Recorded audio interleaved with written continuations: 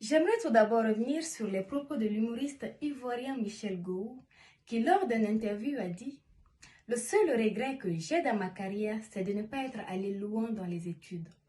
Si j'avais eu cette chance et ce bagage intellectuel, j'aurais peut-être tourné dans de grands films américains. » Dans ce monde en perpétuelle évolution, l'idée que l'on puisse réussir sans une éducation formelle reste à désirer. Pour la majorité des individus, elle constitue la base fondamentale et le facteur incontournable pour une réussite durable et soutenue. Le concept de la réussite dans le cadre de cette éducation signifie qu'elle est mesurable à l'obtention des diplômes, la reconnaissance sociale ou économique ou encore l'accès à des postes de prestige. Pour sa définition, l'éducation formelle est un système organisé et bien structuré où l'apprentissage passe par les institutions académiques reconnues telles que les écoles, les collèges, les universités ou encore les centres de formation technique.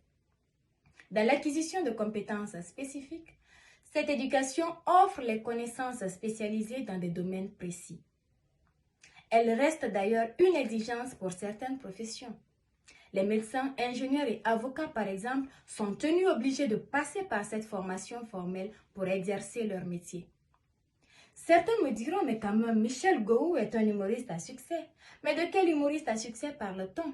Vu qu'il reste limité dans sa carrière, il ne touche quand même pas les mêmes chiffres d'affaires que l'humoriste américain Jerry Seinfeld, qui est d'ailleurs l'un des humoristes les plus riches au monde.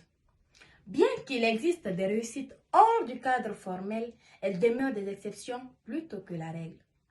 L'éducation formelle, quant à elle, offre la légitimité, les outils indispensables pour progresser et atteindre ses objectifs professionnels et personnels.